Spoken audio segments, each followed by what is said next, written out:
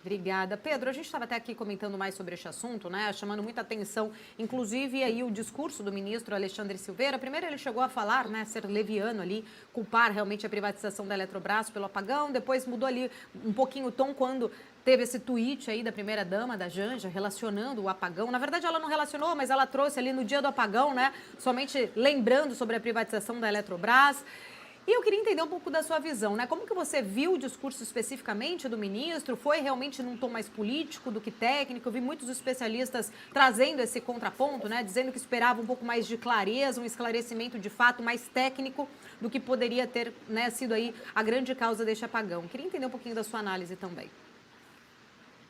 Olha, Paulo, sem dúvida, né? Eu acho que o discurso do ministro foi muito mais político do que técnico, até porque, naquele momento, né, os órgãos do governo, as instituições responsáveis por dar esse parecer técnico, né, que seria o ONS, por exemplo, ainda não tinham tempo hábil de ter investigado. Mas eu acho que ele ficou num discurso muito político e relacionar, né, esse acidente ou falha humana, quer dizer, o que ocorreu ontem, né, que provavelmente é algum tipo de falha na linha de transmissão e no sistema, a privatização da Eletrobras é um erro, né? Na verdade, não tem absolutamente nada a ver uma coisa com a outra. Aliás, ao contrário, né? Se você tem uma empresa que é grande geradora e grande operadora de linhas de transmissão, e se essa empresa é independente, privatizada, né? Ela está sujeita a uma regulação, uma fiscalização dos órgãos de governo, muito menos capturada se ela fosse, por exemplo, continuasse, né, uma empresa estatal ainda sob o guarda-chuva do governo federal. Então, acho que é importante a gente separar essas caixinhas, né? Qual instituição serve, funciona e regula, para que ela funciona e como ela funciona, para a gente não entrar nessa espiral, né, de controvérsias e de questões que não tem a ver, e a gente acabar saindo daqui, né, com teorias conspiratórias, né, de que se a Eletrobras não fosse privatizada, ela seria melhor ou seria pior. Na verdade, a empresa privatizada agora ela consegue ter mais capacidade de investimento e, como eu coloquei, o setor elétrico é um setor extremamente maduro, né, que tem uma regulação muito robusta e existem instituições que são as instituições fiscalizadoras, reguladoras e os agentes que operam privados nesse mercado. Então, a gente não pode misturar uma coisa com a outra, porque senão acaba virando uma grande teoria conspiratória e um discurso político, que foi o que o ministro acabou fazendo ontem. Pedro, você acredita que falta governança no setor elétrico? Olha, Paulo, eu acho que não falta governança, né? Eu acho que, na verdade, a governança ela funciona.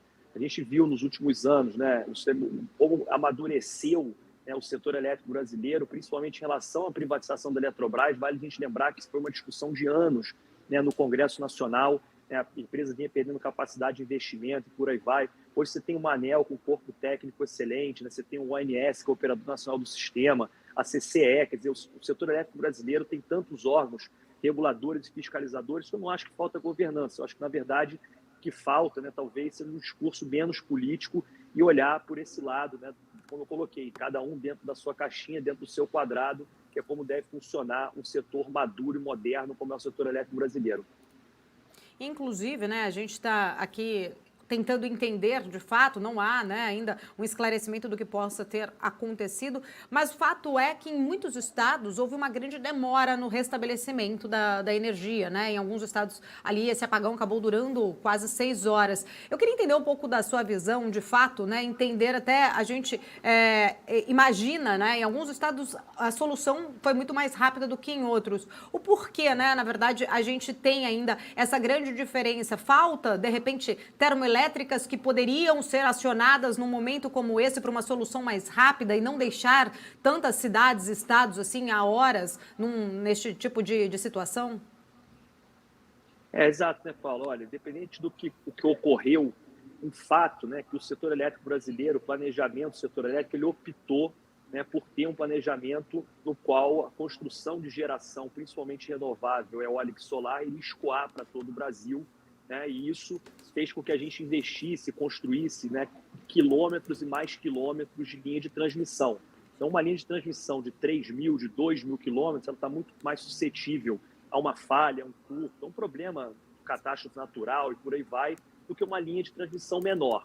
Fora isso, né, quando você não tem, que você tem toda a energia escoada de um único local, por exemplo, da geração eólica e solar do Ceará, como aconteceu na linha de ontem, você tem um problema nessa linha, né, o sistema todo cai e voltam aqueles sistemas que têm essa inércia maior, que têm esses backups, né? Como, por exemplo, termoelétricas, usinas nucleares, usinas a carvão, que foi exatamente o que aconteceu no Sudeste e no Sul brasileiro. Então, eu acho que isso é uma questão de planejamento, né? O país optou por esse tipo de planejamento, não tem um planejamento certo e errado, isso é uma opção, mas se a gente quiser ter um sistema mais seguro, mais resiliente, a gente precisa pensar que devem ser colocados no sistema mais backups, né? Mais backups termoelétricos, por exemplo, para que a gente não tenha quando existe um curto ou uma falha ou qualquer problema nas linhas de transmissão, não se demore 6, 8 horas para retornar ou restabelecer a conexão à eletricidade daquele local, que isso é muito ruim. Mas, Pedro, isso tem custo para o sistema? Tem, né? Tem custo para o sistema, mas a gente volta a falar, isso é uma opção. A opção de construir linhas de transmissão, por exemplo, as linhas de transmissão foram o quesito na tarifa de luz que mais oneraram a tarifa de luz do brasileiro nos últimos 10 anos. Então, se a gente quer ter esse tipo de sistema e quer ter uma energia, em caso de falha, retomada rapidamente, a gente precisa pensar na construção desses backups, né, dessas termoelétricas, quer dizer, de outras fontes geradoras, para que se não fique 6, 8 horas sem luz, que eu acho que isso é um prejuízo muito grande para os consumidores, né, principalmente hospitais, indústrias, né, e o desconforto que cada um tem na sua residência de ficar 8 horas sem energia elétrica é uma coisa impensável no século XXI.